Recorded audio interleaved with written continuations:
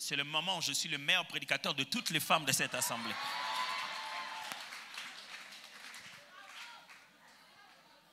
On va y arriver, vous allez voir. À partir de ce moment, les hommes ne sortent plus, restez là. Alors, c'est-à-dire que si vous avez déjà, écoutez-moi, levé les mains sur sa femme pour la tabasser, ce n'est pas parce que vous manquez seulement les éros. Même au niveau des filets où tu ne peux pas faire ça. Tu n'arrives pas dans un restaurant, une jeune serveuse commet une erreur, elle fait couler le repas sur ton pantalon et tu te mets à la cogner. Non. D'ailleurs, tu te dis, ah, c'est quoi? Il dit, non, oh, vraiment, boss, désolé, vraiment. Il dit, non, ça va, parce que tu veux qu'elle te voie bien. Non, ça va, c'est pas grave. Ah non, c'est pas grave. C'est petit, ne t'inquiète pas, mademoiselle. Tu veux qu'elle ait une bonne image de toi. Tu arrives chez toi. Mais où est ma nourriture? Mais c'est froid comme ça. C'est quoi ces repas qui est froid? Et tu lèves ta main pour frapper la personne que tu aimes le plus au monde. Pour qui tu dis qu'avec toi, j'ai déjà fait tous les 4 niveaux d'amour. C'est qu'il y a une forme d'amour qui n'existe pas. C'est-à-dire, en tant qu'un être humain, par l'amour de Dieu, impossible. Par l'amour de Dieu, juste parce que c'est un être humain, tu ne peux pas cogner sa tête sur un mur. Par l'amour de Dieu, juste parce que c'est un être humain, tu ne peux pas lever ta main pour la frapper. C'est-à-dire que tu as un sérieux problème. C'est bien trop calme. Dans tous les cas, je pars demain, même si vous vous fâchez. C'est pour cette raison qu'on donne aux gens le temps de développer d'autres formes d'amour avant de se baser que sur cet amour appelé Eros.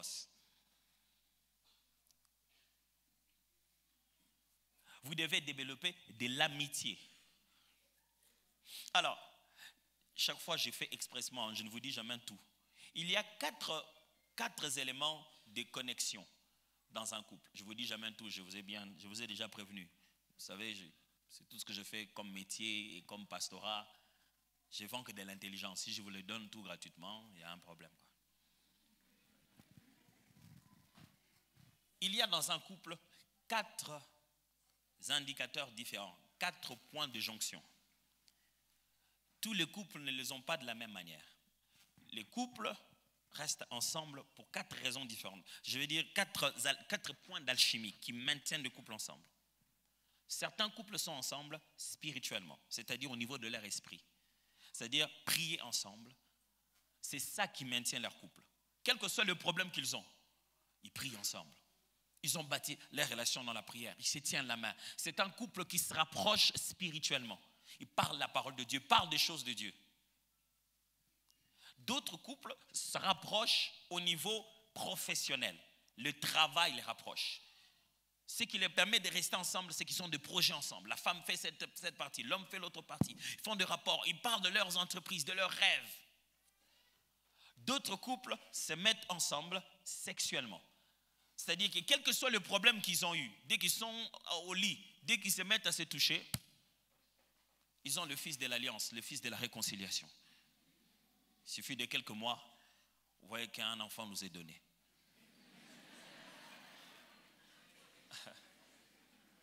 Qui a ramené la paix et la réconciliation dans la famille. C'est-à-dire, c'est ce genre de couple-là. Maintenant, j'en ai 4, je n'ai cité que 3. Maintenant, chaque membre du couple a une de ces choses comme une prioritaire. Ça ne veut pas dire qu'il est mauvais. Je ne dis pas qu'une des choses est bonne et une autre mauvaise. Mais chacun d'entre nous a comme le number 1 et le number 2. C'est-à-dire, pour découvrir ça, c'est qu'est-ce qu'il fait quand vous êtes en conflit pour retrouver la réconciliation. D'autres, quand vous êtes en conflit pour retrouver la réconciliation, c'est là qu'ils commencent à te tenir à côté. Ah, mon bébé, ma chérie. Tu as envie de dire, ne me touche pas. D'autres, quand vous avez des sérieux problèmes, il te dit, au lieu vraiment de venir demander pardon, il vient juste te dire, bon, il y a le minerval des enfants qu'il fallait résoudre. Il vient te parler d'une gestion collective. Il y a un autre, quand vous avez des problèmes, il vient tous te dire, vraiment, le diable nous combat beaucoup. Il faut qu'on prenne un petit temps de la prière.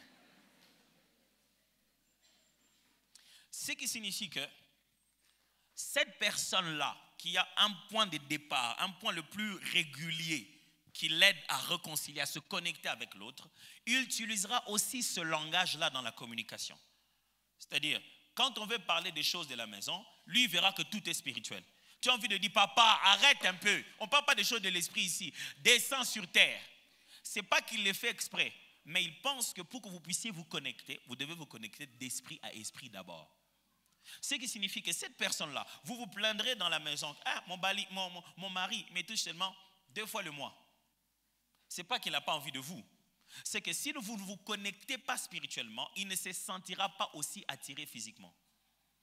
C'est-à-dire, si vous ne parlez pas de prière, si pendant toute cette semaine-là, vous étiez chacun dans son coin, vous n'avez même pas eu un petit moment de prier ensemble, il ne sentira pas cette attraction. Il ne vous sent pas présent parce qu'il ne vous sent pas spirituellement proche. Je ne sais pas si vous me suivez ce que j'explique. C'est complexe ça? Ok. Exactement la même chose. Si l'homme a l'impression qu'il fait tout seul, il se bat, il fait tout seul. Tu ne l'aides même pas. Il ne sent pas un apport, un effort professionnel. Il ne voit pas que tu intègres ton intelligence dans la survie de la famille. Il va se battre et il ne te touchera jamais. Tu vas même commencer à imaginer qu'il a certainement une femme dehors, fait rien. Parce que quand il revient seulement, il est fatigué, il est tout le temps fatigué. Il fait quoi? Il est moralement fatigué et il sent qu'il s'apaise dans sa tête et il a l'impression que tu es inutile.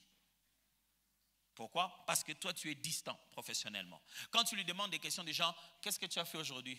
Tu dis, bon, comment s'est passée la journée? Tu dis, bien. Toi, tu arrêtes aussi. Nous, les hommes, quand on te dit comment s'est passée la journée, il n'y a que 2 boxes. Oui ou non. Bien ou mauvais. C'est tout. Quand on dit comment s'est passée la journée, on clique sur bien.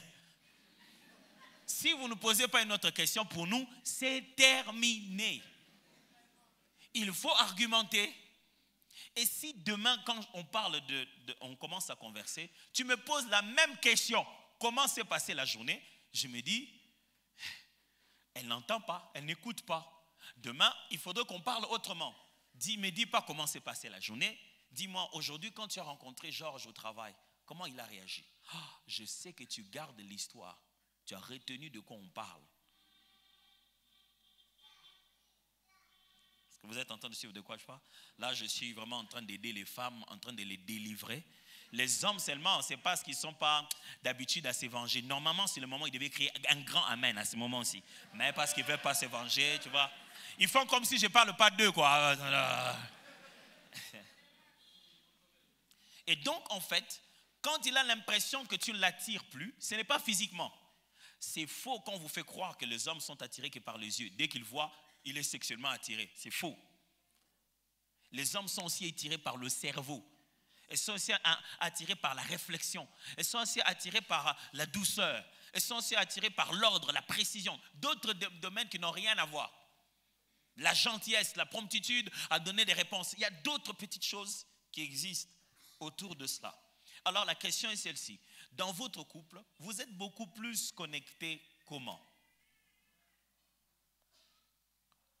Vous êtes-vous connectés plus spirituellement, plus professionnellement, plus sexuellement?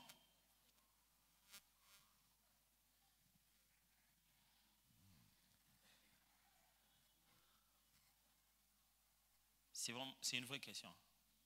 C'est là que c'était censé être une réunion de couple. Parce qu'à ce moment, normalement, vous devez regarder votre femme ou votre mari. Vous dites, toi, tu es beaucoup plus quoi? Qu'il te donne l'ordre selon lui. J'ai parlé des sexuels, j'ai parlé des professionnels, travail, j'ai parlé des spirituels. Que ton conjoint, ta conjointe te dit, bon, moi, dans mon ordre, moi, c'est d'abord sexuel, ceci, c'est là. Parce qu'il y a des gens qui disent, moi, dans mon ordre, moi, c'est d'abord sexuel. Franchement, c'est normal le moment où tu es censé dire à ton voisin. Donc, je vous donne quelques minutes de silence.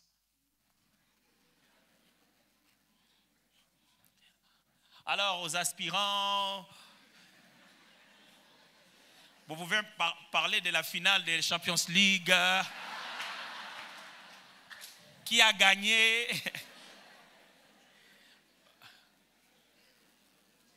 Mais si vous ne savez pas vous parler ici, très cher couple, en rentrant chez vous, parler de ça. Pour quelle raison? Parce que c'est le langage que l'autre parlera le plus souvent. Quand on arrive dans les mariages, on doit s'équilibrer. Et vous vous rendrez compte que vos numéros 1 ne sont pas toujours pareils. Lui, il a ça pour numéro 1, l'autre a ça pour numéro 1. Vous devez trouver l'équilibre. Et venez pas vous dire, toi tu fais que ça. Il veut que ça. Toi aussi, tu veux que ça. Maintenant, la réalité, c'est que chacun doit toujours être disponible, à savoir répondre à l'autre. Et aussi être conscient que ce que je demande, moi, quand on me demandera aussi, est-ce que je serai capable de rendre 100% ce que l'autre demande? C'est ce qui amène de l'équilibre dans la famille, qui ramène l'équilibre dans le couple. Maintenant, dans le langage de la communication tout le jour, nos personnalités sont différentes. Les femmes réfléchissent d'une manière, les hommes réfléchissent aussi d'une autre. Les femmes se plaignent toujours d'un problème. Les hommes ne parlent pas. Ils ne disent pas clairement ce qu'ils veulent. Hein, papa? Pourquoi tu n'as pas dit? Un jour, je voyais une femme qui était en train de pleurer pour l'infidélité de son mari. Mais il était en train de lui dire, dis-moi, qu'est-ce que tu fais avec elle que tu ne pouvais pas faire avec moi? Qu'est-ce que tu lui demandes à elle que tu n'aurais pas pu me demander, me dire? Combien de fois je ne t'ai pas demandé qu'est-ce qu'on peut faire? Tu étais bouche bée, tu dis non, ça va. Maintenant, j'apprends que tu fais faire des choses. Ah, pourtant, c'est vrai. Et vous ne savez pas comment cette femme se sent. Et donc, les hommes ont ce problème-là. Nous, les masculins, vous devez savoir, mesdames, nous, les hommes, on ne parle pas des problèmes, on les résout. Chaque fois qu'on se met à discuter sur une chose qui est une difficulté et qui est une limitation, on se sent incompétent. Et il ne faut jamais toucher la compétence de l'homme. Quand tu touches l'homme de là où il se sent compétent, tu l'as tué dans sa masculinité. C'est pourquoi quand une autre voiture le dépasse vite, lui aussi, il commence à rouler vite. Tu as envie de lui dire pourquoi? Il t'a juste dépassé vite. Mais vraiment, ces gens, tu vois, il démarre. Tu as envie de lui dire, papa, tu vas nous tuer pour rien. Parce que l'homme, il n'aime jamais sentir sa compétence être défiée. Ce qui fait que quand il a un problème, quand on en parle beaucoup, on lui rappelle qu'il n'a pas pu le résoudre. C'est pourquoi après que tu aies tout expliqué, il dit, ok, j'ai entendu. Vous avez l'impression que je connais votre mari très bien. On va se dire, ok, c'est bon, j'ai entendu. C'est tout ce que tu as à me dire. Mais qu'est-ce que tu veux que je dise d'autre? J'ai entendu. Les hommes réfléchissent comme ça. Ce qui fait que dans la communication, l'homme déteste. Quand un homme t'aime, il ne veut pas te manipuler. Ça, c'est la plus grosse erreur de tout le couple. Il ne veut tellement pas te manipuler, il veut que tu y penses à toi-même. La plus grosse erreur de tout le couple en communication, c'est que chacun pense que l'autre est télépathe. Tout le monde, et l'homme et la femme. La femme s'est dit, vraiment, mon anniversaire est passé seulement comme ça. Mais on a bien fait. Mais tu voulais qu'on t'achète quelque chose? Oui. Mais tu voulais qu'on t'achète quoi? Je voulais quand même qu'on m'achète des bijoux et tout. Mais comment j'allais savoir? Toi-même dans ta tête, tu ne peux pas toi-même voir. Okay? Est-ce qu'il faut que je te dise tout? Alors c'est là que vous découvrez que mesdames, on vous a fait beaucoup de promesses, mais il y en a une qu'on doit corriger. C'est peut-être qu'on vous l'avait dit, mais c'était faux. On n'est pas télépathe. On ne connaît pas les pensées des gens. Il faut dire ce que tu veux. Et nous, surtout dans les 5 premières années du mariage, tout le monde veut que l'autre devine du coup ce que l'autre pense. On trouve ça romantique. Quand vous grandissez, vous allez vous rendre compte que l'amour véritable, c'est obéir à ce que l'autre veut. Et la volonté doit être clairement exprimée. Pour améliorer la communication, comme je disais tout à l'heure, les hommes ont tendance à vouloir taire les problèmes pour le résoudre, pendant que les femmes ont tendance à vouloir parler du problème pour qu'on puisse le résoudre. Les femmes se disent, plus on en parle, plus je me libère. Elles se disent, plus on en parle, plus on trouve des solutions. Les femmes veulent juste en parler. Mes frères, ça ne blesse pas. Il ne vous a pas demandé de courir 100 mètres. Il vous a juste demandé d'attendre, de l'écouter sans dormir. Surtout sans dormir. Parce qu'à un moment donné, il faut un test. Tu m'entends? Tu m'entends? Tu dors déjà. Et les hommes, les piètres menteurs, quand le bouche dit, oui, je t'entends déjà. La femme veut que tu l'écoutes. franchement, tu fais 90 minutes en train d'écouter Kaboul au moins dans Kaboul, en train de raconter des choses que tu vois dans tous les cas. Toi-même, tu vois comment les ballons vont, mais il te dit quand même que les ballons vont dans tes... Et tu ne peux pas écouter ta femme et dire, ah, mais casse les oreilles. Tu passes des heures à parler au téléphone, mais dès que ta femme parle, diazépam, tu dors. La femme peut te réveiller même la nuit et te dire, chérie, il faut qu'on parle. Et ça ne peut pas attendre le matin. Ça ne peut pas attendre. Quand elle veut parler, on parle. Quand elle dit, il faut qu'on parle, ça veut normalement dire, il faut que je parle. Et l'amour, à ce moment-là, au niveau de la communication, signifie, pour l'homme, apprendre à dire ce que l'on veut sans se fâcher. Chaque fois que tu t'es fâché, mon cher messieurs, c'est de la lâcheté. L'expression, la colère n'est pas un sentiment. La colère est une émotion. C'est-à-dire que quand chaque fois quelqu'un s'énerve, c'est qu'il y a un autre sentiment avant qui a poussé cet énervement. Et très souvent, l'homme s'énerve parce qu'il a raté de parler quand il fallait parler. Alors, vous fâchez, ça ne veut pas dire que vous êtes autoritaire. Vous fâchez, ça veut dire que vous êtes lâche. Au moment où vous deviez parler, vous n'avez pas parlé. Vous ne devez pas vous fâcher en train de dire, c'est pas la première fois que je vois ça. Ça fait plusieurs fois que je te vois en train de faire. Tu aurais dû parler la première fois. Mes amis, nous ne sommes pas en train de jouer à James Bond, qui attrape l'autre combien de fois. Le couple n'avancera pas si tu commences à tenir des notes. Tu as déjà fait la première fois, je n'avais pas dit. La première fois, la première fille était passée là, je n'avais pas dit. Je ne te dis pas. Moi, quand je viens parler, c'est que j'ai déjà vu ça 4 à 5 fois. On ne joue pas à James Bond, mes amis. Mes frères, mes très chers collègues, frères, hommes, apprenez à parler. L'homme qui dirige son foyer par la parole est une image parfaite, la représentation de Dieu sur la terre. Par la parole. Pas par le fouet, par la parole. Quand tu parles, c'est plus important que tout. Sans y mettre de cris, parlez. Je fais de sorte que quand je parle, ça fasse beaucoup plus mal, même à mes enfants, que le fouet. Quand je le fais asseoir, quand je lui parle, elle va se mettre à pleurer. Alors, ce domaine-là, ça fonctionne que les hommes, si tu as l'habitude de parler bien, romantiquement, de faire des compliments, de dire de bonnes choses, le jour où tu veux dire une chose, il faut qu'on corrige, ça va se corriger vite. Mais si tu passes tout ton temps à critiquer, à montrer ce qui n'a pas marché, à avoir toujours quelque chose à dire, à tout le temps le comparer, tu vas avoir l'impression que dans cette maison, on ne t'écoute pas. Moi, je ne veux plus parler. Dans cette maison, on ne m'écoute pas. Quand je parle, personne n'écoute. Mon cher, tu es chez toi et tu dis ça que dans ta maison, on ne t'écoute pas. On va t'écouter où? Tu es dans un grand problème. En fait, ce qui se passe à ce niveau-là, c'est que les hommes doivent apprendre à s'exprimer. Si tu ne sais pas parler en ce moment, l'une des raisons pour lesquelles les hommes n'aiment pas parler au moment où il se fait les faits, mesdames, vous devez le savoir, c'est pour contrôler la colère. Parce que quand l'homme parle, ça ne lui diminue pas la colère. Les femmes, quand elles parlent, elles lâchent la colère. Après, ils vont faire... Les hommes, quand ils parlent, ça fait monter la colère. Ça lui rappelle qu'il ne fait rien, il parle trop. Du coup, ça va le pousser à agir. Donc, il préfère stopper la parole. C'est pourquoi quand il est fâché, il punit tout le monde par un temps de silence. Quand il rentre à la maison, comme ça va. Tu veux manger? Oui. 2 semaines, 3 semaines à la maison, il ne parle pas. Comme s'il va tuer quelqu'un. Moi aussi, à l'époque, je me fâchais comme ça, je ne parlais pas. Je ne mangeais même pas. Jusqu'au jour où je me suis dit, mais je ne suis pas fâché contre les repas.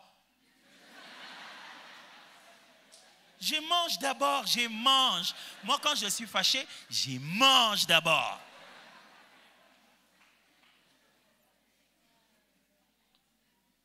Alors, les hommes pensent que quand ils ne donnent pas leur parole, là, ils vous punissent bien. Or, mes frères, quand vous faites ça, sachez-le que la femme a été créée pour recevoir, gonfler et reproduire. La femme est une incubatrice. Tout ce que tu lui donnes, elle va recevoir, gonfler et te le renvoyer. C'est-à-dire que tout ce que tu lui fais, elle va apprendre au bout d'un moment comment le faire. Et les jours où tu le renvoies sur le visage, tu ne vas jamais croire. Tu seras le premier à dire, cette femme est impolie. Elle n'est pas impolie. Elle est juste devenue tellement comme toi. Tu as toi-même fabriqué ce monstre-là. C'est ça le couple. Tout ce que tu envoies chez la femme, elle gonfle ça et puis elle reproduit. Et c'est même dans les paroles. Demain, la femme va te dire exactement les mêmes vocabulaires que tu utilises sur lui et tu vas dire qu'elle t'a insulté. Tu as osé m'insulter. Tout le jour, quand toi tu entres ici, tu me dis, mais pourquoi tu n'as pas mis ça ici? Yo, vraiment, Zara Zoba. Ok. Donc, Zoba, ça fait partie du vocabulaire familial.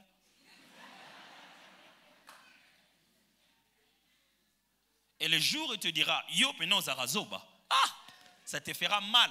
Parce qu'elle va sortir ça avec effet. Elle aura gonflé. Elle va te sortir ça au moment où tu t'attends le mois avec douceur. Tu ne vas pas dormir cette nuit-là. Parce que quand vous êtes fâché en tant que fiancé, tu n'écris pas « Oh, bonjour chérie, comment ça va ?» Silence. Tu blue tick seulement. On montre seulement que tu as vu, mais tu dis rien. Maintenant, le jour où elle est fâchée, tu commences à lui faire des menaces. Moi, je t'écris, tu ne me parles pas. Mais quand elle t'écrit, tu ne parles pas non plus. Tu veux dire quoi? Explique-moi ce silence. Ça signifie quoi? Pourquoi tu veux me faire des menaces qu'on puisse rompre parce que je me suis tué comme toi tu t'étais? Finalement, dans cette maison, il y a trop de silence, je m'en vais. Quand toi, tu rentres à la maison trop calme, elle va où? Je voulais un peu sortir parce que dans cette maison, il y a trop de silence. Quand toi, tu viens là-bas, fâché contre les repas, fâché contre le couteau, fâché contre qui? Même les enfants. Et toi aussi. Aussi par rapport à qui d'autre avant? Elle va où? Nulle part. Les amis, hommes, j'aimerais vous encourager à apprendre à parler. Dites ce que vous pensez avant que les émotions ne vous prennent. Dites, ah, ça je n'ai pas beaucoup aimé. Ma femme et moi, on avait des problèmes de communication au début. Un jour, on s'est assis. On était en train de résoudre nos problèmes. Généralement, c'est une longue réunion. Dès qu'elle dit, je vais te parler, ouf, tu passes beaucoup plus de temps à intercéder qu'à écouter. Ça, je ne savais pas qu'il fallait juste, quand elle te dit, j'ai des choses à te dire, toi aussi tu le dises, moi aussi, j'ai des choses à te dire. Tu compliques directement le match. Comme ça, elle dit, oh, toi d'abord. Non, toi d'abord. Même si tu n'as rien à dire, moi aussi j'ai des choses à te dire. Mais toi d'abord. Comme ça, elle va modérer. Elle se dit, non, l'oba, aime Sungapé. Non, toi d'abord. C'est toi qui as commencé. Non, toi d'abord, va d'abord. J'ai parié que ça, ce sont les hommes qui ont acclamé. Et je l'ai écouté, on a parlé. Et puis à un moment, je lui ai dit, chérie, Tobaele. J'ai parlé à mon ami. J'ai dit, Tokoli. Pardon, Tobaele va plan. Bloco, c'est pété, au fanine, côté non, ou comment vous dites, pardon, Tobaele n'a pas le coup. Et puis, Tobaele. Et jusqu'aujourd'hui, Tobaele. Mais si dans votre relation, vous ne pouvez pas quitter un niveau de relation vers un autre, ce n'est pas un couple. Vous devez avoir tous ces layers, tous ces niveaux de relation. Les amis ont sauvé le couple. Je dis, franchement, chérie, plan ou non?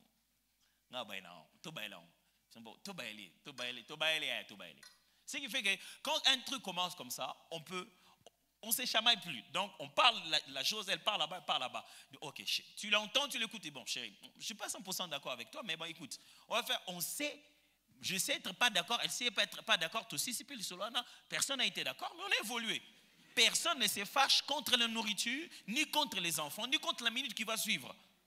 Parce qu'on n'a pas accepté ton idée, tout le monde doit ressentir ta terreur et ta colère. Il y a l'insurrection masculine. S'il n'a pas accepté là-bas, je bloque aussi l'argent. Parce que tu veux faire entrer ton idée de force. Les hommes, parlez. Cette bouche, c'est fait pour parler. Faites comme Dieu. Parlez tantôt d'une manière, tantôt d'une autre. Vous n'êtes pas obligé de parler qu'avec la bouche. Envoyez des SMS. Ma femme et moi, au début, on avait un certain problème de communication. Chaque fois, elle m'appelait, je ne prenais pas. Ou quand je prends, surtout quand on s'est marié, ou quand je prends, je parle à la va, je suis un peu en l'air. Oui, chérie, ça va? Oh, qu'est-ce que je peux faire? Je te dérange. On dit, chaque fois que je t'appelle, je te dérange. Je ne sais pas comment lui expliquer ça. Un jour, on a mis ça, on a touché, comme on dit. J'ai dit, chérie, chaque fois que tu m'appelles, je suis au bureau, donc je suis en entretien avec quelqu'un. Je ne peux pas me mettre à te parler devant quelqu'un qui est en train de pleurer. Si je te prends, c'est pour respecter. Je ne veux pas qu'elle voie mon téléphone en train de sonner, et c'est ma femme et je ne prends pas. Ça veut dire que c'est un manque de respect vis-à-vis de toi. Et je suis en train de lui montrer que la personne était plus importante que toi. Je dois lui montrer que je peux déléguer ce qu'il y a à faire. Je peux au moins faire une prise de contact et te permettre de faire autre chose et revenir sur son sujet. Ça montre que je respecte ma femme et que je la place comme une priorité. Mais donc toi tout le temps, tu es toujours en entretien. J'ai dit non, mais on dirait que yoba ero bengelaka, nous calculons. Et les hommes, j'aimerais vous donner ça, sachez-le, chaque fois qu'une pensée de votre tête passe sur votre femme, sachez qu'elle a pensé aussi à vous. Et à ce moment-là, directement, soyez le premier. Envoyez un SMS, faites quelque chose. Moi, j'ai envoyé des SMS. Oh chérie, j'ai pensé à toi dans la journée, je suis là un peu fatigué, mais j'ai pensé à toi, je reviens ce soir. Je ne sais pas ce que tu as préparé, je t'aime. J'envoie. Elle ne comptait pas les SMS. Quand j'envoie les SMS, elle dit, oh, mon mari a écrit, j'appelle. Justement, j'ai écrit pour que tu n'appelles pas.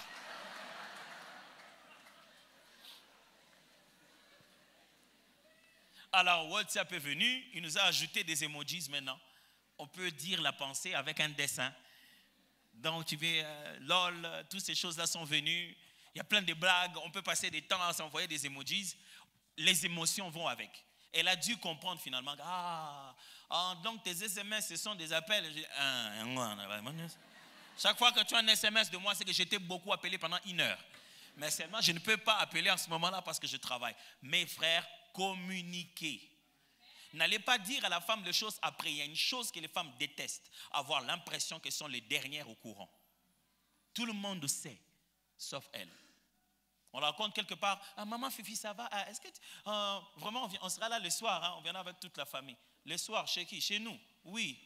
Oh, à quelle heure? À 19h. Le pasteur avait dit déjà que le pasteur nous avait invités, on sera là le soir. Bon, il est 15h. Il rentre à la maison. Il attend l'appel du pasteur. Rien. 16h, rien. Vers 17h30, quand le pasteur est en train de rentrer. Allô, Fifi, est-ce que le couple Intel est déjà arrivé? Il devait arriver pourquoi? Et surtout les femmes à ce moment-là, elles font comme si elles ne savaient rien. Hein? Il devait arriver pourquoi? Non, parce que je les voulais qu'ils viennent quand même passer un petit moment avec nous. Avec nous, comme ça. Vraiment, Jean-Pierre, tu me dis ça 30 minutes. Maman, c'est pas grave, c'est juste de faire quelque chose. C'est pas grave pour toi, l'homme. Tu sais combien ils vont venir? C'est là que tu commences à te rendre compte qu'elle savait avant toi. Dis, oh, ils vont venir juste l'homme et la femme. Non, ils vont venir avec sa tante. Ils seront 6. Et tu te dis, Nana Yebisa qui avant, Nana Yebisa, qui lui a dit avant que je lui dise? Les femmes détestent être dans une réunion, apprendre ça de ta belle-sœur, de ton collègue de travail, les informations pour lesquelles elle était censée être prioritaire. Très cher mari, communiquez. Moi, quelquefois, quand je me rends compte, je risque d'oublier pendant la journée, quelque chose s'est passé que je pense que ma femme doit savoir, je lui envoie le PDF, je lui fais suivre. Elle-même, elle va me faire un rappel. Quand je vais rentrer, elle dit, tu m'avais envoyé telle chose, c'était pour dire, oui, ça c'était l'affaire de... Voilà. Il y a des choses, des fois, tu sais, par respect dans notre société, on vient me poser la question, mais dans notre couple, c'est elle qui gère ces choses-là.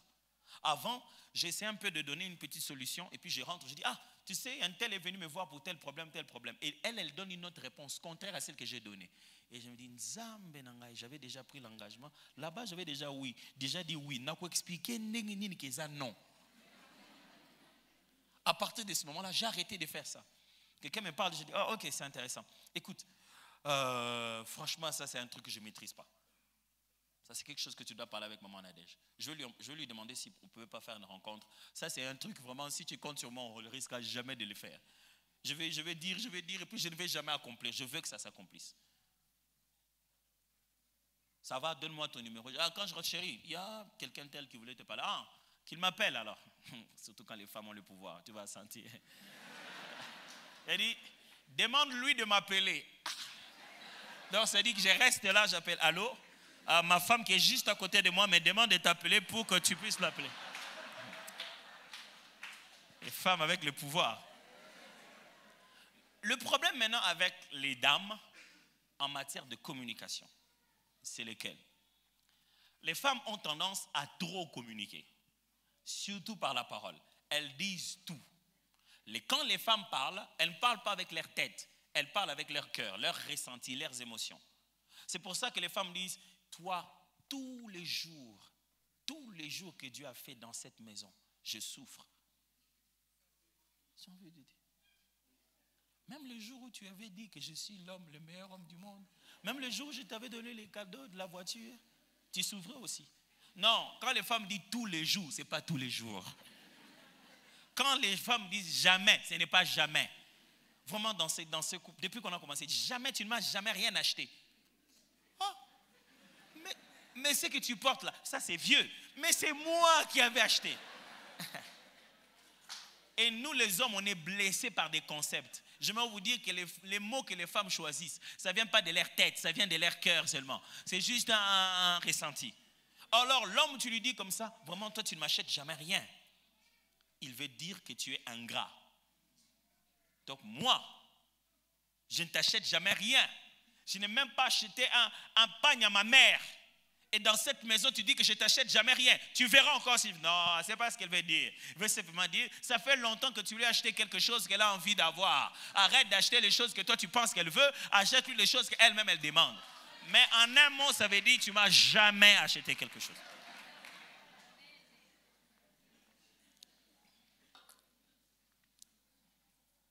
Ce qui veut dire que les femmes ont tendance à être agressives à la communication.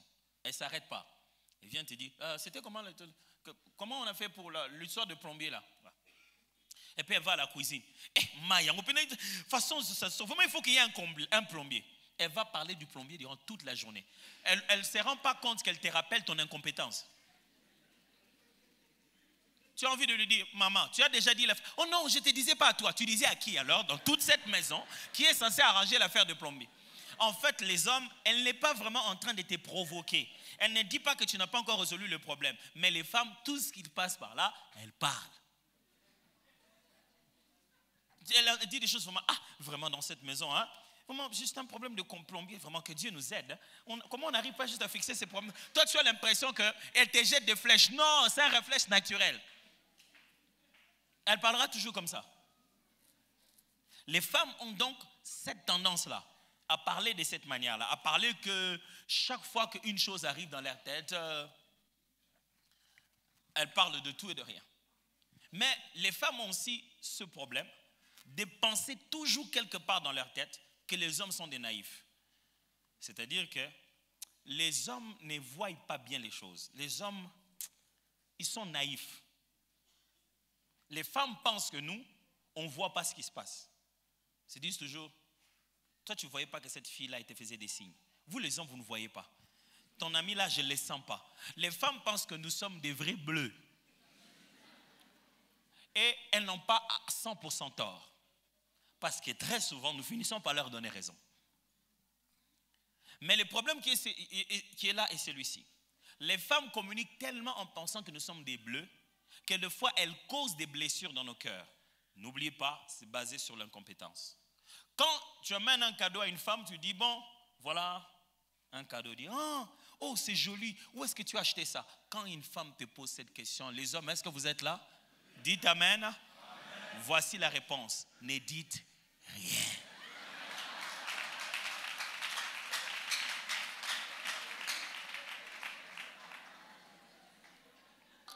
Tout ce que vous devez lui dire, tu n'aimes pas ça? Elle va dire, non, c'est joli, j'aime. Ça ne t'a pas plu? Oui, ça me plaît. Oh, mon chéri, merci beaucoup. Elle va faire passer ce jour-là. Demain, elle va te dire, tu avais déjà dit que tu as acheté ça chez la boutique d'où? Piège. Je ne t'ai jamais rien dit. Parce que si tu ne savais pas, très cher célibataire ou nouveau fiancé, c'est que si tu dis où tu as acheté, tout de suite, elle va te dire là où c'est mieux et c'est moins cher. Et que ce que tu as acheté, on t'a trompé. Normal.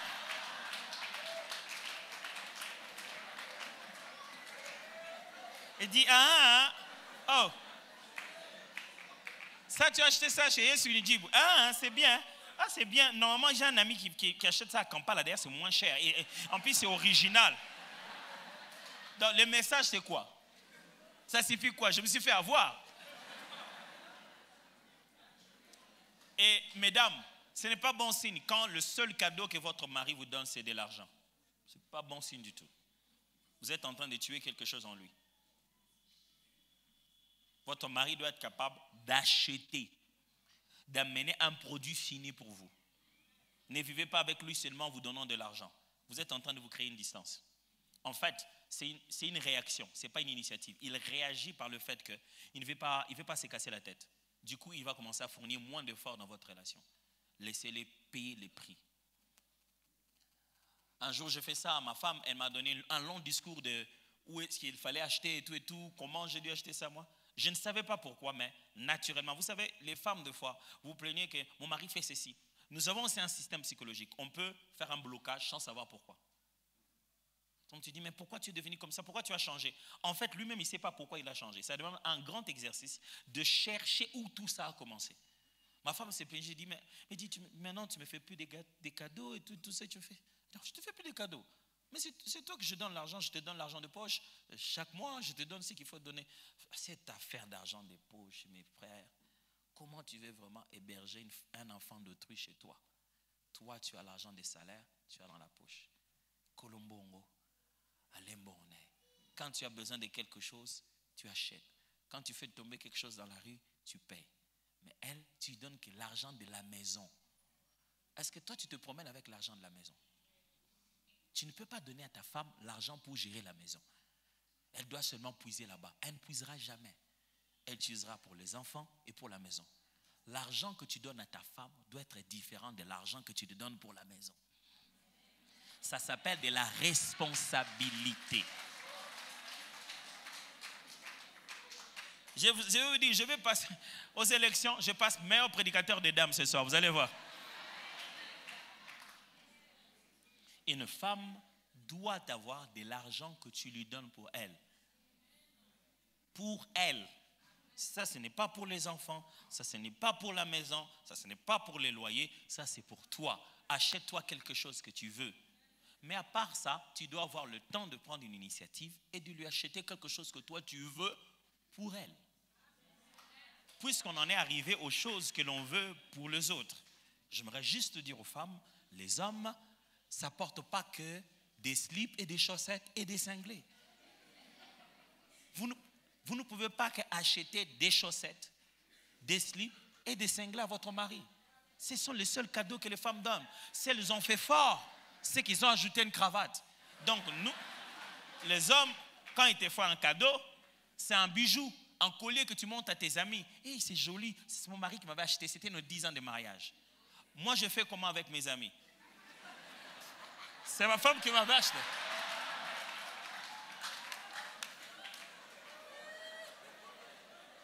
Ne vous dérangez pas avec les hommes. Les habits, on sait comment on va se traiter. Les hommes, ce sont des éternels enfants. Ils aiment des gadgets.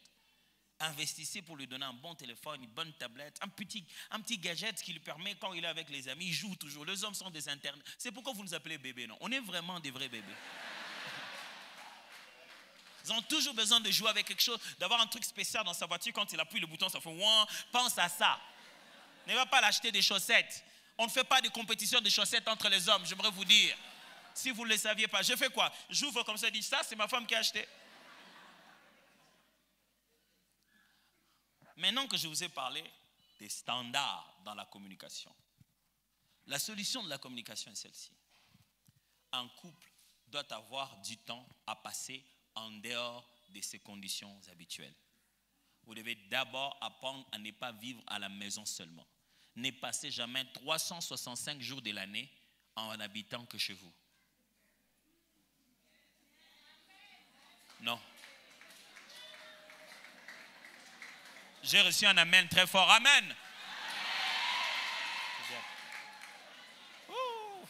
On aurait dû commencer les séminaires par ça. Je me sens comme un prédicateur incroyable aujourd'hui. Pour quelle raison?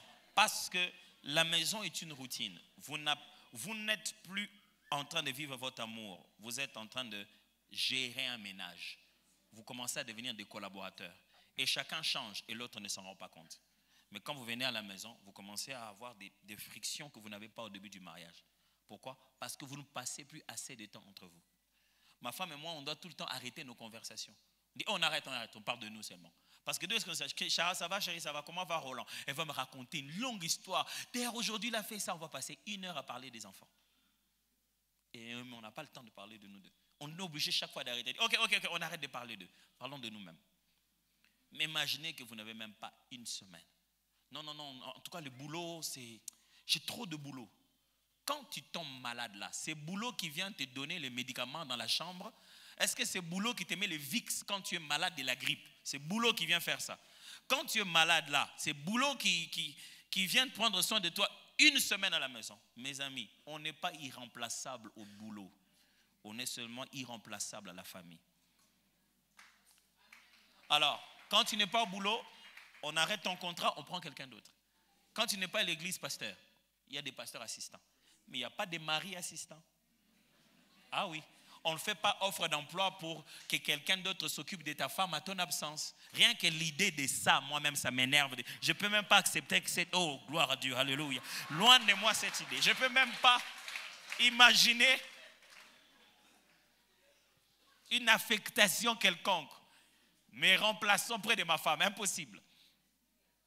Alors, prenez le temps de rester ensemble en dehors des enfants de la belle famille. Il y a des couples qui vivent avec la belle famille. Il y a même des chants d'allégresse et des cris de joie qui ne peuvent pas se pousser dans cette maison. À cause du fait qu'on est entouré d'une nuée de témoins. Vous avez tout compris. Vous faites comme si vous comprenez. Vous avez tout compris. Et vous savez que c'est cliniquement prouvé que si on n'atteint pas ce niveau de jouissance, vous êtes en train de frustrer progressivement quelqu'un. Non, chérie, tu sais que l'argent qu'on est en train de garder, c'est pour pouvoir acheter la parcelle. Mais c'est toi qui viens me dire, mon ami Fred voulait qu'on emprunte peut-être 10 000 $. On peut emprunter 10 000 $ à Fred, de l'argent qu'on gardait pour la parcelle. On ne peut pas en sortir 5 000 pour que nous fassions, nous deux, un voyage à Dubaï.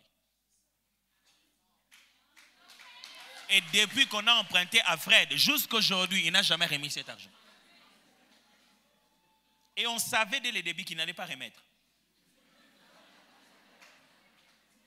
Chérie, ces derniers temps, notre chef n'est pas là, je travaille beaucoup, on ne peut pas faire des vacances comme ça. Ton chef, quand il est là, comment je ne sais jamais. C'est seulement quand il n'est pas là que je sais que ton chef n'est pas là, donc tu n'as pas le temps. Mes frères, on ne se marie pas pour se fuir chaque matin et se voir le soir. On se marie pour rester ensemble. Si vous voulez améliorer votre communication, vous devez passer du temps ensemble. Pasteur, on passe du temps là à faire quoi? On ne dit rien. Passer du temps, on appelle ça créer une mémoire collective. Regarder un film ensemble. Parce que vous avez regardé un film ensemble, ça fait monter votre conversation. Moi, chaque fois, je m'étais donné une discipline. Puisque je ne suis tellement pas là à la maison le matin, quand je rentre le soir, je m'étais donné une discipline de ne jamais aller dormir avant ma famille. Puisque je suis le premier qui sort de la maison, je ne peux pas être le premier qui dort. Je dois faire dormir tout le monde. Je fais dormir les enfants, je fais dormir aussi ma femme. Faire dormir ma femme veut dire regarder un film ensemble, elle dort, et toi tu vas lui raconter l'autre partie. Le matin, me dit, chérie, film on est s'il est né, hein? Et je dois lui raconter. Non, et puis ça nous fait une conversation. Pour les hommes se disent, on va être là en train de dire quoi? Tout le temps, je dois toujours lui dire, tu es belle, tu es belle, tu es belle. Non, la conversation vient de la mémoire collective, des expériences vécues ensemble, que vous deux. Elle doit être capable de dire, tu te souviens le jour où on était là, quand elle dit ça, ta belle-sœur ne doit pas déjà dire, j'étais là aussi. Non. Ça doit être une histoire qu'on en parle, vous deux seulement, vos deux yeux s'illuminent, vous savez de quoi vous parlez.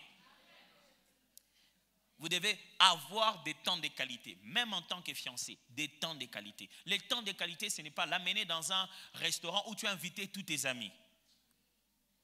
Ou amener tous tes amis chez toi à la maison en invitant elle pour venir préparer. Ça, ce n'est pas des temps de qualité. Viens à la maison, hein, mais les potes vont venir, on va préparer. Ça commence comme ça avec les potes maintenant.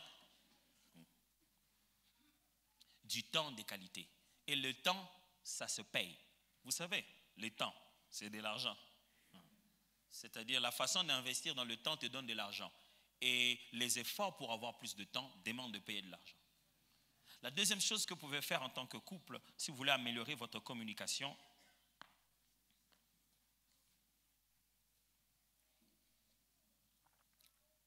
c'est utiliser régulièrement les différents langages de connexion que je vous expliquais tout à l'heure. C'est-à-dire, prier ensemble.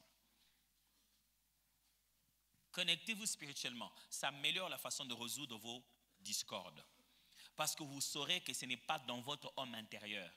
Ce n'est pas que ma femme me hait ou mon mari me hait. C'est juste une... Je connais ce qu'il est en lui. Est-ce que quelqu'un me comprend ici? Je sais que même si mon mari a grondé, mais il ne veut pas mon mal. Parce que je le connais en tant que personne. Passez du temps à prier ensemble dans la prière. Soyez vulnérables. Mes amis, il y a une nudité physique, mais aussi il y a une nudité interne. Tu dois connaître ta femme et connaître ton mari dans son état spirituel tel qu'il est. Et troisièmement, comme je vous dis, notre connexion, c'est la sexualité. Il est clairement prouvé que le nombre de fois que vous êtes en contact sexuel mettra toujours un meilleur climat de vie dans votre couple. La sexualité n'est pas une chose à négliger. Qui je dis sexualité ne veut pas nécessairement dire que vous allez finir par un coït. Mais ça veut simplement dire que dans votre façon de rester dans la maison, il doit y avoir un contact corporel. Il y a des couples où tu as l'impression qu'ils sont frères et sœurs. Quand l'homme est assis ici, la femme est assise là-bas. Et puis il appelle, on y partit, ni. Et ta fille dit, moi je vais devenir comme ça chez quelqu'un. Jamais, je ne vais pas me marier. Pourquoi ne pas rester là, pasteur? Quand on est là, moi je regarde le match, elle veut juste mettre sa tête sur son épaule. Oh, ok, elle va mettre à l'épaule du voisin, c'est bon? Mais tu lui appartiens. Juste ce petit moment-là, marcher en se tenant la main. Juste ce petit moment-là. Même aller voir comment les couples dorment. Tu te dis, ok, est-ce qu'il faut faire une réconciliation? Pourquoi ils dorment comme ça? La femme a déjà porté son pantalon, jeans,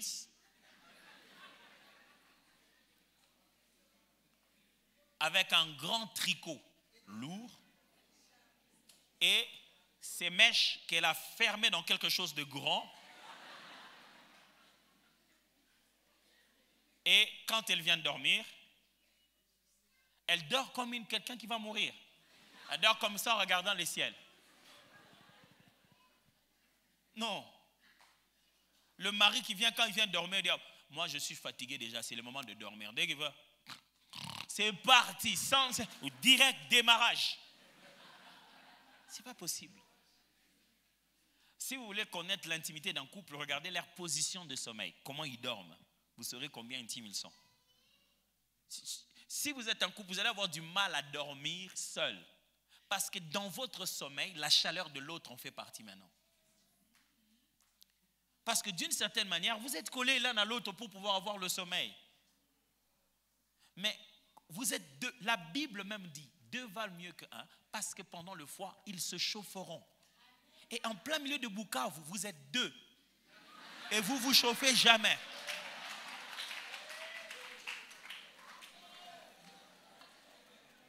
Quand tu entends une femme qui se réveille et qui se dit, aujourd'hui, il a fait froid, pendant qu'elle avait son mari, ça veut tout dire, c'est un langage codé, il faut tout comprendre. Le pasteur appelle-les en entretien, dit, pourquoi ta femme a froid la nuit? Ce contact-là, ça ne signifie pas que vous allez en finir nécessairement par quelque chose de quoi que ce soit. Non, la fatigue de la journée va vous prendre, mais vous êtes restés là, bien collés l'un à l'autre.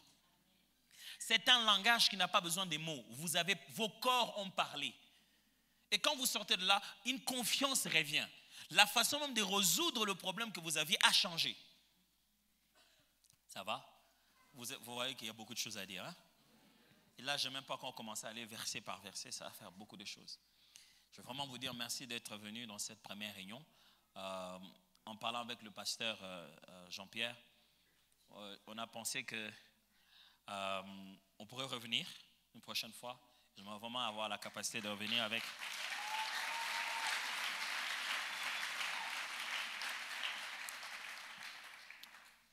Ça ne sera pas dans l'apostolat de la cité d'exaucement, ne vous en faites pas. On reviendra que nous deux, ma femme et moi, que pour faire ce qu'on appelle chez nous couplet. donc riche de rencontres de couple, en espérant avoir un peu plus de temps pour que ce ne soit pas seulement un soir. On a le temps de faire des jeux, de se parler, de poser des questions, de faire des ateliers, de vraiment, bref. Parce que je suis arrivé ici en pleine semaine, mais en pleine semaine, je voyais déjà des mariages. Il s'est fait comme si des mariages chaque jour ici à Bukavu. Donc, on dirait que vous avez un don de mariage. Alors, les manifestations de mariage ne forment pas nécessairement de couple. Ça peut créer des guerres, en fait. C'est juste des candidats au divorce. Alors, ça demande une certaine forme de maturité. Les gens peuvent aussi se marier pour des raisons purement financières, hein, des stratégies d'association des familles, à la préparation des divorces pour la répartition des biens. Ça existe. Hein. Pas ici, non, on n'en a pas ici. Je pars de loin, là-bas, de l'autre côté. Mais aujourd'hui, j'espère que c'est de quoi on a parlé peut vous aider déjà. Vous aurez peut-être voulu qu'on parle aussi des finances, qu'on parle de ces autres sujets. Quelqu'un dit, moi j'attends qu'on arrive aux finances. Ah, on n'y est pas arrivé. L'autre dit, moi j'attends qu'on arrive un peu à la sexualité, j'aimerais un peu comprendre. Parce qu'à l'église, on ne parle pas de ces choses-là. Qui t'avait dit qu'à l'église, on ne parle pas de ces choses-là? Voilà. Do I have to have questions? Je peux avoir des questions? On m'a permis d'avoir 2 questions. Quelqu'un a une question? Une fois. Quelqu'un a une question? 2 fois. Quelqu'un a une question? 3 fois. J'ai un homme qui a une question, on prend, et puis une dame. On a un homme déjà, et puis on va prendre une dame. On peut avoir un micro? On a un monsieur, et on veut avoir une dame qui a une question, comme ça on finit. Ils posent tous de la question. Et est-ce qu'une dame qui a une question peut lever la main pour qu'on voie? Les mamans, ok, il y a une dame qui a aussi une question, c'est bon. J'aimerais juste vous dire que les questions que les gens posent, ça ne vous concerne pas. Les hommes, ça ne concerne pas maman. Si la femme pose la question, elle ne parle pas de toi, papa. Papa, même chose, c'est une question seulement. Oui, s'il vous plaît.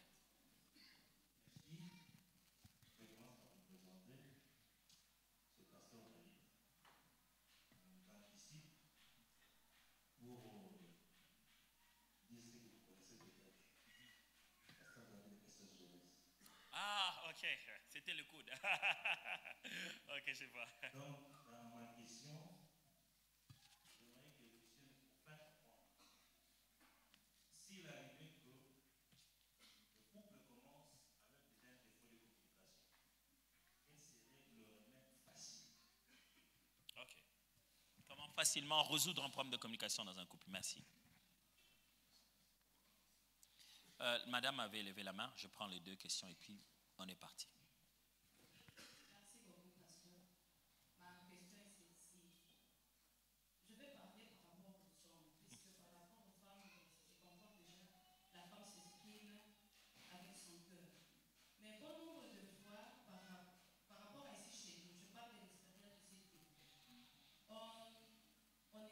nous ne sommes pas des gens qui s'expriment facilement. On préfère garder les choses au fond du cœur. Alors, on peut avoir un mari, surtout les hommes, vous avez tout fait pour qu'il puisse communiquer avec vous. Il est chrétien, il peut soit un serviteur de Dieu, mais il n'arrive pas à exprimer ce qu'il ressent en lui. Et vous vivez comme ça, d'habitude ici chez nous, on nous dit, il faut supporter la femme doit supporter la femme. Donc, toutes choses, on fait focus sur la tête de la femme. On est déjà habitué dans le mariage, même dans les fiançailles, que la femme doit partir dans le mariage, sachant déjà qu'elle n'est pas supportée. Ça, c'est pas un mariage, ça c'est l'armée, ça. Déjà, c'est ici. Même pendant le mariage, le pasteur, la prédication, on dit la femme doit supporter, tu es appelée à supporter, elle doit vous porter, la femme. Donc, et la femme ou la jeune fille va dans le mariage, mais elle sait déjà que tourmentée, hein. Supporter. Je suis obligée à prendre tout ça et ne rien dire. Alors, on trouve que la femme n'arrive pas non plus à s'exprimer et l'homme aussi ne s'exprime pas. Alors, ça devient un couple de muets. Et on vit comme ça, mais quand on est à l'église, on trouve que c'est là que tout le monde s'exprime. Pendant l'adoration, la femme Alléluia. pleure. Et pendant l'adoration, l'homme crie fort. Oh, Yukomungu! Bande d'hypocrites. Merci. Merci beaucoup, madame. Alors, c'est plus ou moins, puisqu'on est dans le même domaine. qu'est-ce qu'un couple qui a déjà commencé mal en matière de communication peut commencer par faire? Premièrement, apprendre ce qu'on appelle le langage de communication personnelle. On appelle ça faire de l'effet miroir. C'est-à-dire que chacun d'entre nous a sa façon de communiquer. Avant de pouvoir répondre à l'autre, vous devez d'abord lui montrer ce que vous avez compris. Des fois, nous répondons à ce que nous pensons, pas à ce que l'autre a dit. Et très souvent, dans le couple, les gens diront toujours, ce n'est pas moi, je n'ai pas dit ça, donc moi j'ai menti. Non, en fait, réellement, ce n'est pas ce qu'il a dans sa tête. Mais toi, tu as pris que les termes et tu as interprété ça. Alors, chacun de nous interprète la communication à laquelle il est exposé par rapport à l'arrière-plan qu'il a. Rassurez-vous, je ne bois pas le sang de l'agneau, c'est juste un jus dont j'ai besoin. J'ai beaucoup marché, il y avait un peu d'hypoglycémie, j'avais besoin de me renforcer. Il dit, le pasteur, là, je ne vois pas, il boit les sangs. Il n'y a pas de... C'est le prune, hey, tout ça na Congo, pardon. Dans le monde d'internet, les prunes, les jus de prune, mangue, ananas, na maracuja. Okay. Donc ce qu'on peut koya omela na suka oye bezani ni. Pardon,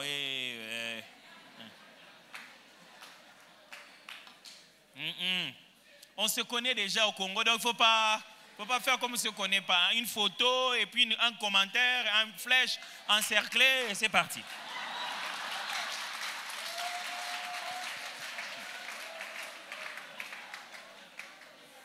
Alors, on encourage d'abord le couple à écouter.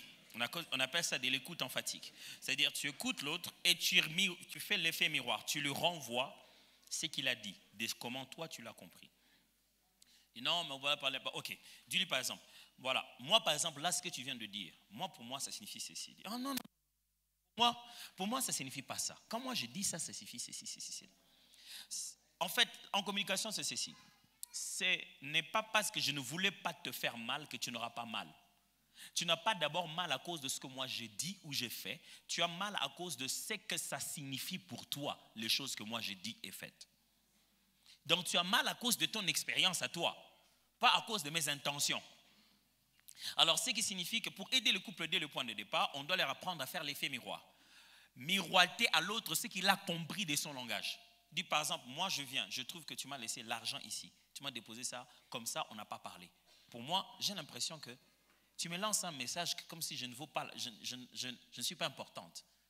Mais tu dis non, ça c'est plus facile pour moi, chérie. Pour moi, quand je te laisse l'argent là-bas, pour moi c'est une façon de dire, je te donne le moyen de gérer les départements de la maison, je te donne le pouvoir.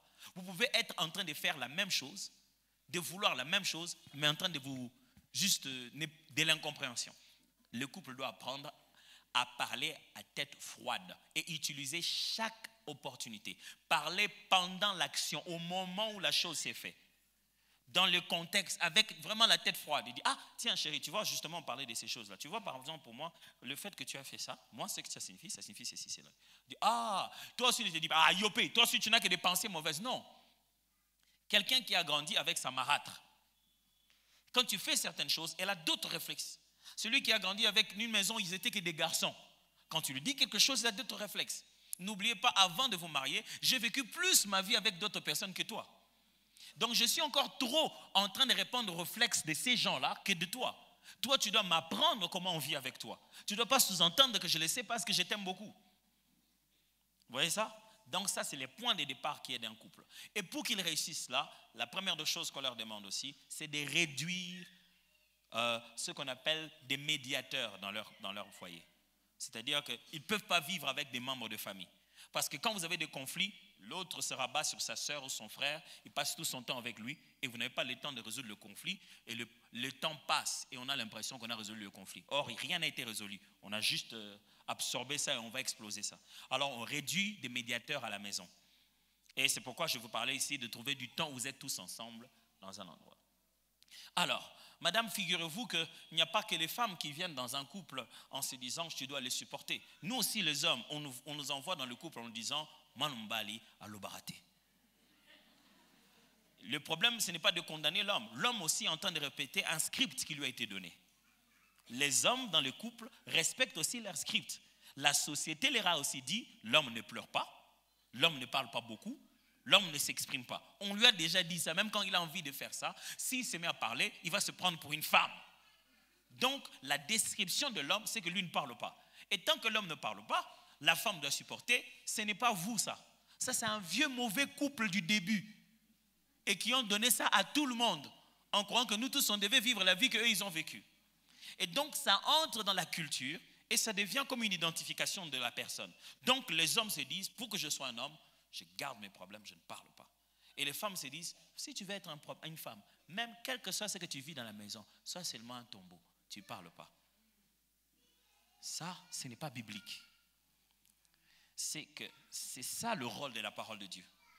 C'est pourquoi vous voyez qu'ils s'expriment à l'église. À l'église, ils ont la possibilité d'être eux-mêmes.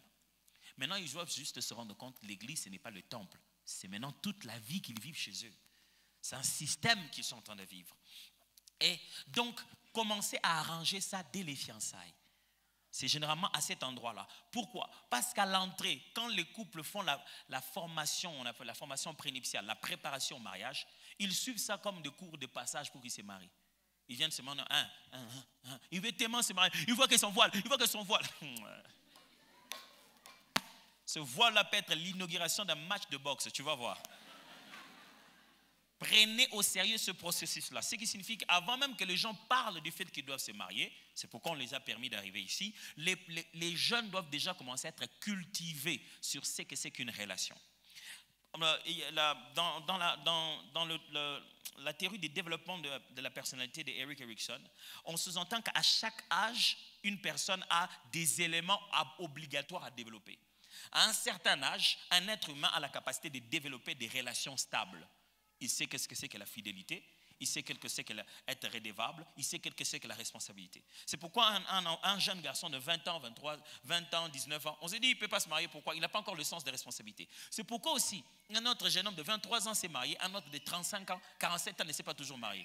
Pourquoi? Il n'a pas encore à ce stade-là de sa personnalité développé des relations. Ne va jamais épouser quelqu'un qui n'a jamais une autre relation avec qui que ce soit. Je ne parle pas d'une autre femme, je parle du fait qu'il a sa mère. Il te dit, moi et ma mère, on ne s'appelle pas. Moi, mon père, je ne le connais même pas. Je ne les appelle jamais. Ma soeur, non, on ne s'adresse pas à la parole. Quand quelqu'un ne peut pas vivre une relation de façon soutenue et ne sait pas être fidèle dans une relation avec un autre individu, que ce soit une relation de filet ou de stargué, vous n'allez pas vivre longtemps avec cette personne-là. On dirait qu'il aime personne d'autre que lui-même et il ne vous aimera pas.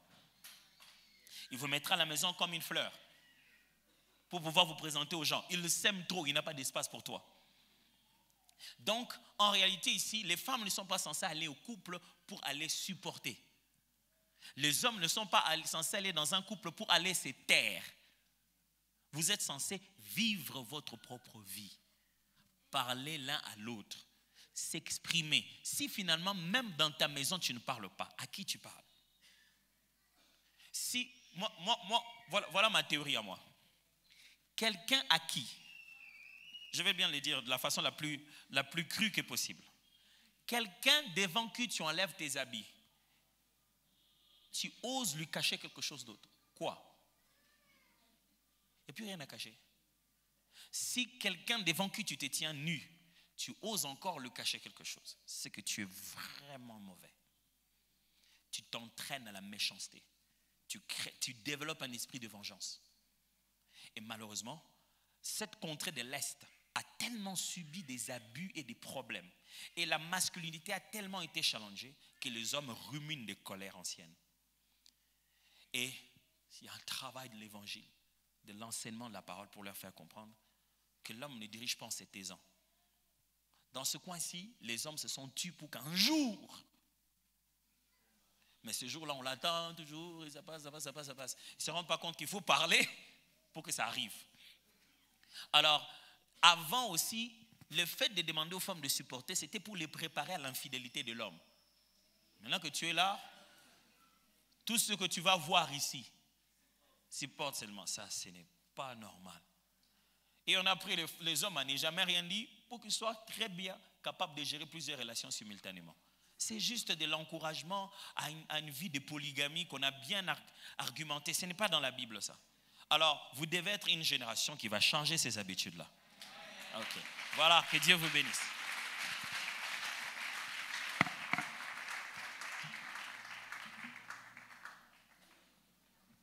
Là, on a acclamé pour les docteurs. Est-ce qu'on peut acclamer pour le Seigneur?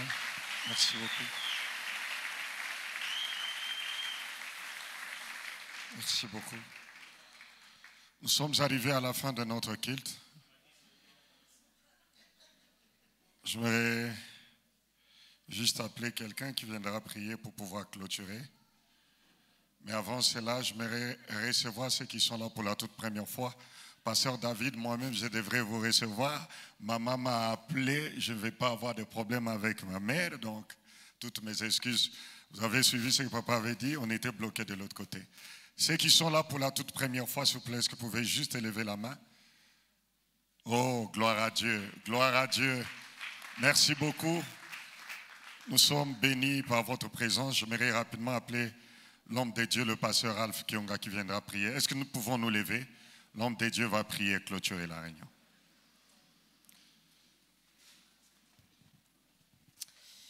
Prions. Tendre Père, merci. Merci pour cette rencontre. Merci pour ces choses que nous avons apprises. Il est écrit qu'à celui à qui on a beaucoup donné, on va certainement redemander beaucoup. Je sais qu'après avoir entendu ces choses, le plus grand défi, ce n'est pas seulement d'avoir écouté des vérités ici ou d'avoir été content, mais surtout de les mettre en pratique. C'est le moment où le diable viendra pour nous montrer que ça ne sert à rien et que plusieurs années sont déjà passées et que notre vie ancienne l'emporte déjà beaucoup pour que nous puissions changer les choses. Mais c'est là aussi que le travail du Saint-Esprit intervient. Si le Saint-Esprit nous a été envoyé, c'est pour rendre possible toutes les choses qui ont été détruites par l'ignorance, par la méchanceté humaine.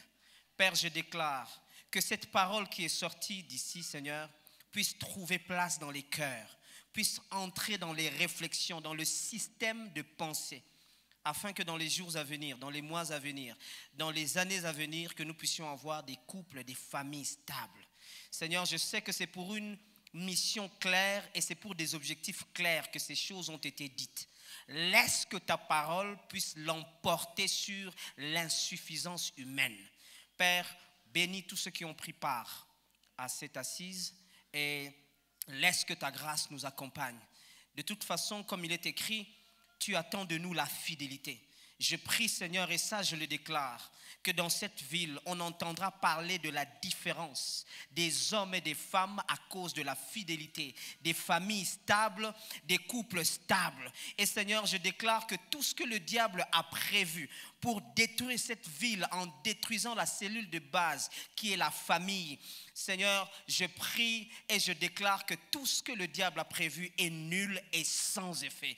Seigneur, malgré la grandeur des problèmes, mais je sais que le roc, Jésus qui est la vérité, va l'emporter toujours. Et Seigneur, cette vérité qui est sortie l'emportera sur l'insuffisance des hommes. Seigneur, merci. Encore une fois de plus, laisse que ta grâce nous accompagne et que la semaine qui va commencer soit une semaine bénie. Seigneur, ceux qui vont aller au travail, ceux qui vont aller au marché, ceux qui étudient, Seigneur, je prie que chacun dans son domaine puisse expérimenter la gloire, la grâce de Dieu. Je prie pour que cette semaine soit particulièrement une semaine de faveur. Là où plusieurs avaient besoin de faire 100 pas, 60 heures pour pouvoir travailler et trouver des résultats, je prie pour une saison de faveur. Je prie qu'un seul pas, une seule heure de travail suffise afin que ton peuple puisse jouir de tes bénédictions. Au nom précieux de Jésus, nous avons dit ensemble, gloire au Seigneur. Amen.